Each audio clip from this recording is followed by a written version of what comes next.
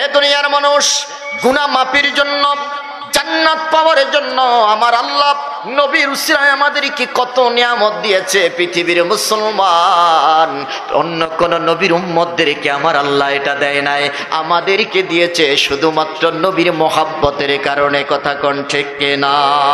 পাহাড় সম গুনাহ আমার নবী ডাকতে বলেন, আল্লাহ সওয়াব দিলাম, গুনাহ মাফ করার একটা ঠিকানা তুমি দিয়ে দাও, কোথায় গেলে গুনাহ মাফ হবে?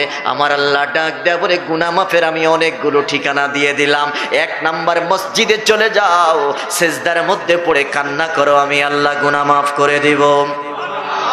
যাও মাহফিলে চলে যাও, নবী আপনার ভালোবাসার কারণে আপনার উম্মতকে আমি গুনাহ মাফের মারকাজগুলো দেখায়া দিলাম। মজলিসে চলে যাও, জিকিরের মজলিসে চলে যাও, কোরআন হাদিসের মাহফিলে বসে যাও। আমার নবী ডাক দেয়া বলে, উম্মত আমার আল্লাহ আমার সাথে ওয়াদা দিয়েছে, তোমরা যদি জিকিরের মজলিসে বসে যাও আমার আল্লাহ তোমাদের জীবনের গুনাহ মাফ করে দিবে। বাংলাদেশের এই মারকাজ আটটাতেই জিকিরের মজলিসে বসলে গুনাহ মাফ করবেন কে? মসজিদে চলে যাও, আমার আল্লাহ মাফ করে দিবে। মায়ের কদমে পড়ে যাও, মায়ের খেদমত করে আমার আল্লাহ জীবনের গুনাহ মাফ করে দিবে। আমার আল্লাহকে প্রশ্ন করলাম, আল্লাহর কোনো ঠিকানা আসেনি? আমার আল্লাহ ডাক দিয়া বলে, গোলাম আরেকটা ঠিকানা আছে, ওই ঠিকানাটার নাম হলো মদিনাতুল মুনাওয়ারা। আরো জোরে কোন? মদিনাতুল মুনাওয়ারা। আমার নবীর কাছে চলে যাও, নবীর কাছে গেলে পরে জীবনের গুনাহ মাফ হয়ে যাবে। আল্লাহু আকবার বলেন। আমি সালেহী নিজের বানানো কথা বলি না, আমার বাবার কথাও বলি না, আমি কোরআন থেকে নোট করতেছি, কোরআন থেকে কোট করতেছি। সূরা নিসার 64 নম্বর আয়াতের মধ্যে আমার আল্লাহ বলে দিয়েছেন, ওয়ালাউ আন্নাহুম ইযলামু আনফুসাহুম জাউকা ফাস্তাগফিরুল্লাহ ফাস্তাগফিরুল্লাহ ওয়াস্তাগফার লাহুমুর রাসূল লাওয়াজাদুল্লাহা তাওয়াবার রহিমা। আল্লাহু আকবার বলেন। আমার আল্লাহ ডাক দিয়া বলে, গোলাম নবী তোমাদের কি এত মহব্বত করে, নবী তোমাদের কি এত ভালোবাসে, আমি তোমাদের সাথে তোমাদের ক্ষেত্রে বলতে চাই, জীবনে গুনাহ করেছো, পাহাড় সম গুনাহ করেছো, দরিয়া সম গুনাহ করেছো রে বা গোলাম, যাও আমার মদিনার কামলিওয়ালার কদমে চলে যাও, আমার নবীর দরবারে চলে যাও। আমার নবীর কাছে গিয়ে যদি, নবীর দরবারে বসে যদি আমি আল্লাহর দরবারে ক্ষমা চাও, আমার নবীর উসিলায় আমি আল্লাহ তোর জীবনের সব গুনাহ মাফ করে দিব। আরো জোরে বলেন আল্লাহু আকবার। বলেন, মদিনায় গেলে জীবনের গুনাহ মাফ হয় কি হয় না? আমার আল্লাহ বলতেছেন, তোমরা যদি নফসের প্রতি জুলুম করো, পাহাড় সম দরিয়া সম গুনাহ নিয়ে যদি নবীর দরবারে চলে যাও, আর নবী যদি তোমার জন্য ক্ষমা চায়, তুমিও যদি আমার কাছে ক্ষমা চাও, আমি আল্লাহ কথা দিলাম তোমার জীবনের সব গুনাহ আমি আল্লাহ মাফ করে দিব। জোরে কন্যা সুবহানাল্লাহ। মুসলমান, আমি জানতে চাই আমার নবী আমাদেরকে ভালোবাসে কম না বেশি? বলেন বলেন, কম না বেশি? এই আয়াত যখন নাযিল হয়ে গেল, খুব গভীর মনোযোগ দেন। আন-নাবিয়্যু আওলা বিল মুমিনিনা মিন আনফুসিহিম, নবী আমার জানের চাইতে আরো নিকটে, নবী আমার জানের চাইতে আরো আপন। এই কথাটা কার? যখন সূরা নিসার 64 নম্বর আয়াতটা নাযিল হয়ে গেল, রে দুনিয়ার মুসলমান, 64 নম্বর আয়াতটা যখন নাযিল হয়ে গেল, মদিনার অলি গলিতে যখন পাবলিসিটি হয়ে গেল, নবীর দরবারে আসলে গুনাহ মাফ হয়ে যায়। সুবহানাল্লাহ খান। সাহাবায়ে কেরাম এবার মনের ভিতরে আনন্দের জোয়ার শুরু হয়ে গেল। বলেন দেখি, প্রত্যেকের জীবনে কম বেশি গুনাহ আছে না নাই? বলেন বলেন, আছে না নাই? প্রত্যেকের জীবনে কম বেশি গুনাহ আছে। প্রত্যেকের জীবনে কম বেশি গুনাহ থাকার কারণে সবাই একটু অনুতপ্ত, সবাই সুযোগ চাচ্ছে কোথায় গেলে গুনাহ মাফ হয়। সাহাবায়ে কেরাম ডাক দেয়া বলে, নবীর উম্মত, আমরা 2টা সংবাদ শোনার পরে সবচাইতে বেশি খুশি হয়েছি। সুবহানাল্লাহ বলেন। বলেন বলেন, কয়টা? 2টা সংবাদ। 1 নম্বর হলো সূরা নিসার 64 নম্বর আয়াতটা যখন নাযিল হয়ে গেল, এই আয়াতের মধ্যে আমার আল্লাহ বলে দিয়েছেন নবীর কাছে তোমরা চলে যাও, নবীর দরবারে তোমরা চলে যাও।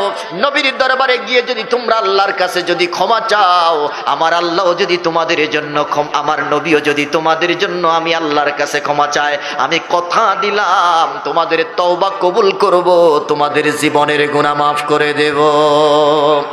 সাহাবায়ে কেরাম এই আয়াত নাজিল হওয়ার পরে খুশিতে একেবারে বাকবাক হয়ে গেল, নবীর কাছে গেলে গুনাহ মাফ হয়।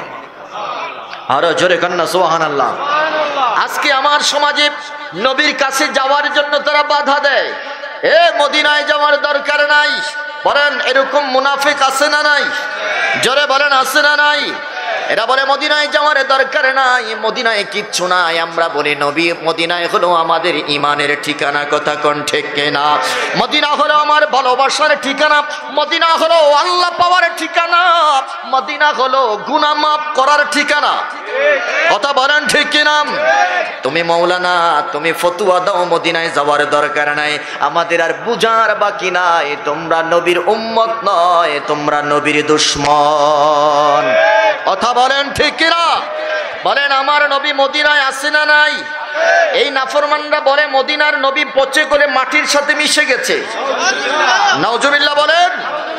আমার বন্ধুরা, অথচ আমার নবী বলেন ইন্নাল্লাহ তাআলা হাররামা আলাল আরদি আন তাকুলা আজসাদাল আম্বিয়া, আল্লাহ পৃথিবীর জমিনের মাটির উপরে হারাম ঘোষণা করে দিয়েছে, নবীদের একটা পশম মাটি টাচ করতে পারবে না। জোরে কন্না সুবহানাল্লাহ।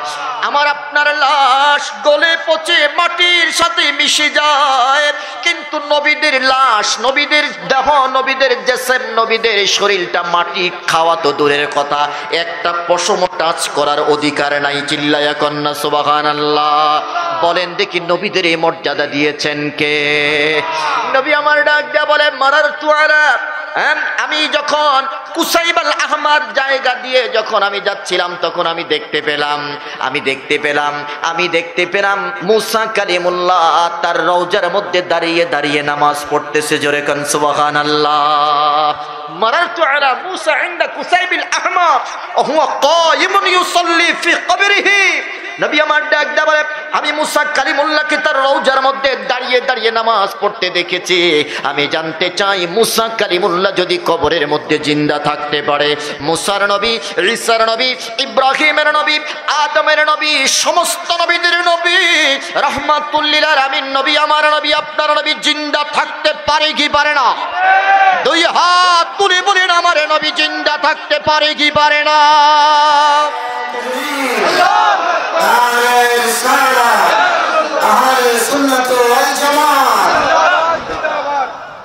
শুধুমাত্র বুঝার অভাব, কথা বলেন ঠিক কিনা? ডলার পাইলে ফতুয়া ঘুরে যায়।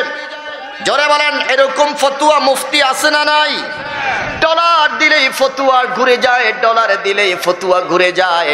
এরকম ঘুমটাওয়ালা মোল্লাদের কাছ থেকে আল্লাহ আমাদেরকে হেফাজত করুক। জোরে কোন আমিন। এই আয়াত যখন নাজিল হয়ে গেল, নবী আমার আয়াত নাজিল হওয়ার কয়েকদিন পরে নবীজি পৃথিবীর পর্দা অতিক্রম করলেন।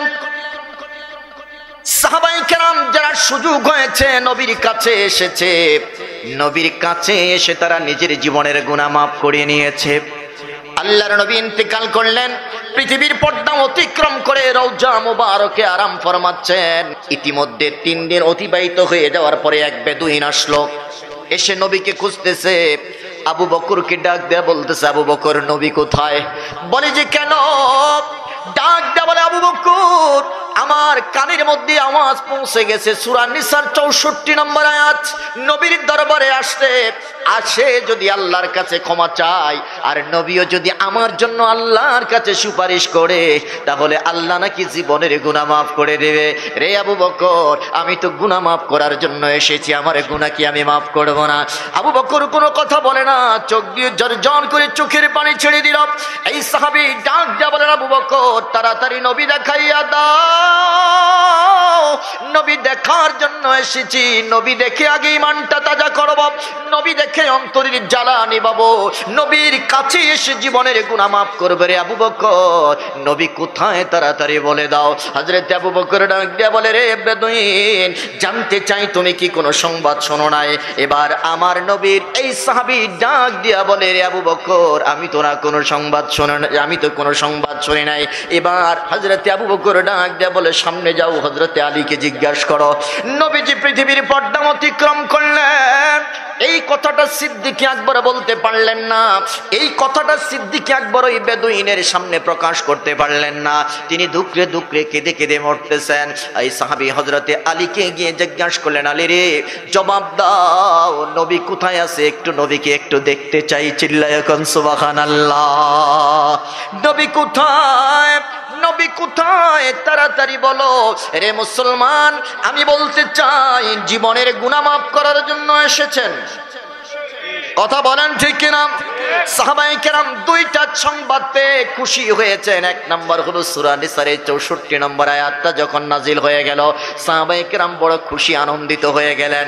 দুই নম্বর খুশি হয়েছে আল্লাহর নবী যখন সাহাবায়ে কেরামদেরকে বললেন, আনতা মা'মান আহাবাবতা, তুমি যাকে মহব্বত করেছো, যাকে ভালোবেসেছো, তার সাথেই তোমার শেষ ঠিকানা হবে। জোরে কোন সুবহানাল্লাহ। দুইটা সংবাদ শোনার পরে সাহাবায়ে কেরাম খুব বেশি খুশি হয়ে গেলেন। এক নাম্বার সূরা নিসার 64 নম্বর আয়াত, দুই নাম্বার আল্লাহর নবী যেদিন বলেছিলেন যে সাহাবীরা, আনতা মা'মান আহাবাবতা, তুমি যাকে ভালোবাসছো তার সাথেই তোমার শেষ ঠিকানা, অর্থাৎ তার সাথেই তোমার জান্নাত। চিৎকার করে কেন সুবহানাল্লাহ। হযরত আনাস রাদিয়াল্লাহু তাআলা আনহু বলেন, রে দুনিয়ার মানুষ, এই কথা যেদিন নবী বলেছে, এই দিন আমি দেখেছি সাহাবায়ে কেরাম ইসলাম গ্রহণের পরে, ইসলাম আসার পরে এতটা আনন্দিত হয় নাই যতটা আনন্দিত হয়েছে আল্লাহর নবীর জবান থেকে হাদিস খানা শোনার পরে। জোরে জোরে কোন সুবহানাল্লাহ। বলেন সাহাবায়ে কেরাম খুশি কেন? নবী বলেছে তুমি যাকে ভালোবেসেছো তার সাথেই তোমার হাসর হবে, তার সাথেই তোমার জান্নাত হবে। এখন সাহাবায়ে কেরাম ডাক দিয়া বলতেছে, নবী, আমরা তো আপনাকে সবচাইতে বেশি ভালোবাসি। আরো জোরে কন্না আল্লাহু আকবার। ওরে ভালো যদি বাসতে হয় নবীকে বাসুন, জীবনে যদি দিতে হয় নবীর প্রেমে দিন। নবী তরানেওয়ালা, নবী বাঁচানেওয়ালা, নবী তরানেওয়ালা, নবী বাঁচানেওয়ালা। প্রাণের চেয়ে প্রিয় তাই, প্রাণের চেয়ে প্রিয় তাই নবীকে জানুন। ভালো যদি বাসতে হয় নবীকে বাসুন। যেরকম মারহাবা। এই হাদিস খানা শোনার পরে হযরত আনাস ডাক দিয়া বলে, ইয়া রাসূলুল্লাহ, আমি আপনাকে ভালোবাসি, আবু বকর হযরতে ওমরকে ভালোবাসি, হযরতে আবু বকরকে ভালোবাসি, হযরতে আলী উসমানকে ভালোবাসি। নবী, উরিদু আন আকুনা মাআহুম ফিল জান্নাহ, আমি আশা করি আপনার হাদিস অনুযায়ী আপনাদের প্রত্যেকের সাথে আমি আনাস জান্নাতের সাথী হয়ে যাব। রে রামচন্দ্রপুরের মানুষ, আমি বলতে চাই আমরাও নবীকে ভালোবাসতে চাই কি চাই না? আওয়াজ করে বলেন, চাই কি না? আমার নবীর হাদিস অনুযায়ী নবীকে যদি ভালোবাসতে পারো তাহলে নবীর সাথে জান্নাতে যাওয়া যাবে। কথা কোন ঠিক কিনা? ওই সাহাবী ডাক দিয়া বললেন, ইয়া রাসূল আলী, আমাকে নবীর একটু সংবাদ দাও, নবীকে একটু দেখায় দাও। হযরত আল্লাহর নবীর সাহাবী হযরত আলী ডাক দিয়া বলে, সাহাবী, নবীকে দেখতে চাও কেন? তুমি কি নবীর সংবাদ শোনো নাই? তুমি কি নবীর সংবাদ জানো নাই? বলে যে না, আমার তো নতুন কোনো আমি সংবাদ শুনি নাই, আমি অনেক দূরে থাকি, অনেক দূর থেকে এসেছি নবীর দরবারে গুনাহ মাফ করার জন্য। আমি শুনেছি আল্লাহ নাকি আয়াত নাজিল করেছে, সূরা নিসার 64 নম্বর আয়াত নাজিল করেছে, নবীর দরবারে আসলে পরে গুনাহ মাফ হয়ে যায়। আমি এই জন্য বড় আশা নিয়ে এসেছি, আমার জীবনের সব গুনাহ আমি আজকে নবীর দরবার থেকে মুছে যেতে চাই। জোরে জোরে কোন সুবহানাল্লাহ। হযরত আলী চোখের পানি ছেড়ে দিলেন, কেঁদে কেঁদে ডাক দিয়া বললেন, সাহাবী, আজকে 3 দিন অতিবাহিত হয়ে গেল, রহমাতুল লিল আলামিন আমাদের কাছ থেকে বিদায় নিয়েছেন, আমাদের কাছ থেকে পর্দা নিয়ে ওই যে রওজা মুবারকের দিকে ইশারা করে হযরতে আলী দেখিয়ে দিলেন, ওখানে আমার নবী ঘুমাচ্ছে, ওখানে আমার নবী আরাম করতেছে। খবরদার উচ্চ সুরে কোনো কথা বলা যাবে না, এটা নবীর শানে বেয়াদবি হবে। আল্লাহু আকবার বলেন। হযরতে আলী ডাক দিয়ে বললেন, ওই যে দেখা যায় আমার নবী রওজা মুবারকের মধ্যে আরাম করতেছেন। খবরদার হযরত আলী জানেন এই কথা শোনার পরে নবীর প্রেমিকরা কোনোদিন উচ্চ সুরে, নবীর প্রেমিকরা কোনোদিন বসে থাকতে পারে না, তাদের চোখ দিয়ে পানি বের হবে। কথা কোন ঠিক কিনা? যদি চিল্লান দিয়ে উঠে, যদি চিল্লায়া উঠে, যদি আওয়াজ করে কান্না করতে থাকে, নবীর শানে বেয়াদবি হবে। তার কারণ হলো সূরা হুজুরাতের মধ্যে আমার আল্লাহ বলে দিয়েছেন, ওয়ালা তারফাউ আসওয়াতাকুম ফাওকা সাউতিন নবী। আল্লাহু আকবার বলেন। হযরত আলী রাদিয়াল্লাহু আনহু বলেন, সাহাবী, নবীর শানে বেয়াদবি করা যাবে না। যদি বেয়াদবি করো, গুনাহ maaf করার জন্য এসেছো, বরং তোমার গুনাহ উল্টা হয়ে যাবে, তোমার নেক আমলগুলো সব বরবাদ হয়ে যাবে। এখানে এসেছো নবীর শোক গাথা, এই কথাগুলো শোনার পরে ধৈর্য ধারণ করবা। সাহাবী চোখের পানি জড়জড় করে ছেড়ে দিয়ে কাঁদতে শুরু করলো, ডাক দিয়া বলতেছে, আরে আজকে বুঝি আমার জীবনের গুনাহ মাফ হলো না, আমি বুঝি নবীকে এক নজর নয়ন ভরে দেখতে পারবো না, আমি কি আর জীবনে কোনোদিন নবীকে দেখে আমার অন্তরের আগুনটা জ্বালাটা মিটাইতে পারবো না। এই কথা বলে কাঁদতে কাঁদতে সাহাবীটা পাগলের মতো দৌড়াইয়া চলে যাচ্ছে, মদিনা থেকে বের হয়ে যাচ্ছে। হযরতে আলী কাঁদে, ওমর কাঁদে, আবু বকর কাঁদে, নবীজির রওজার পাশে বসে বসে। হযরতে আলী কাঁদতে কাঁদতে তিনি একটু তন্দ্রাচ্ছন্ন হয়ে গেলেন।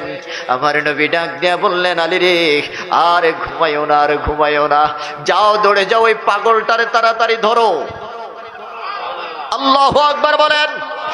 যাও তাড়াতাড়ি যাও, এই পাগলটাকে তাড়াতাড়ি ধরো রে আলী, আর তাকে সংবাদ দাও আমি রাসূলুল্লাহ জিন্দা থাকলে পরে যেভাবে গুনাহ মাফ হতো, আমি রাসূলুল্লাহ এখন রওজা শরীফ থাকার পরেও আমার উম্মতের গুনাহ মাফ হয়ে যাবে। আল্লাহু আকবার বলেন। রে আলী,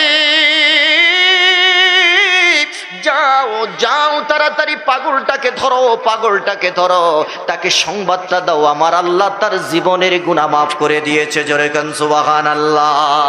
রে মুসলমান, আমি জানতে চাই আমার নবী উম্মতকে ভালোবাসে কি বাসে না? বলেন বলেন, কম না বেশি?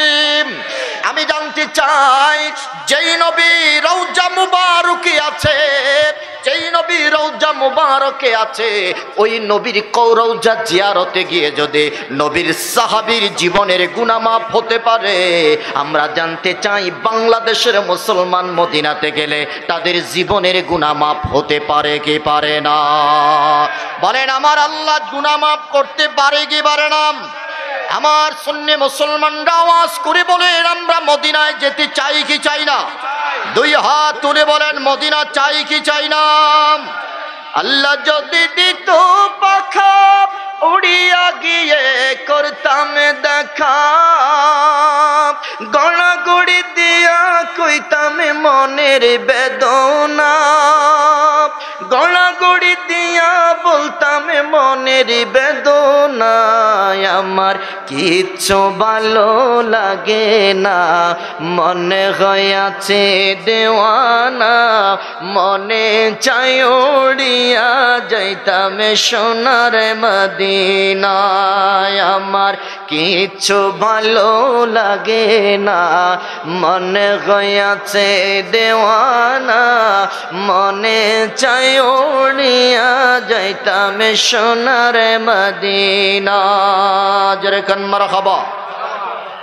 তাহলে মদিনায় গেলে জীবনের গুনাহ মাফ হয়। আমার আল্লাহ বলে দিলেন, তোমরা মদিনায় যাও, যাও কাও নবী তারা যেন আপনার কাছে আসে, আসলে পরে আমি আল্লাহ কথা দিলাম তাদের জীবনের গুনাহ মাফ করে দিব। কেন? আপনি নবী আমার কাছে চাইতে হবে, ফাস্তাগফিরুল্লাহ ওয়াস্তাগফির লাহুমুর রাসূল। ও নবী, আপনিও যদি তাদের জন্য সুপারিশ করেন না, আমি আল্লাহ তাদের জীবনের গুনাহ মাফ করে দিলাম, এটা আমি ওয়াদা দিয়েছি, কথা দিয়েছি। আল্লাহু আকবার বলেন। এবার বলেন, মদিনায় আমরা যেতে চাই কি চাই না? ওই ঘোমটাওয়ালা মৌলবীদের ফতুয়া মানা যাবে? ওদের কোনো ফতুয়া শোনা যাবে না, এটাই হবে ঈমানের পরিচয়। কথা বলেন ঠিক কিনা? মুসলমান, আমি বুঝাইতে চাইলাম নবী আমার আপন, কত আপন। নবী আমার জীবনের চাইতে আরো বেশি আপন। কথা বলেন ঠিক কিনা?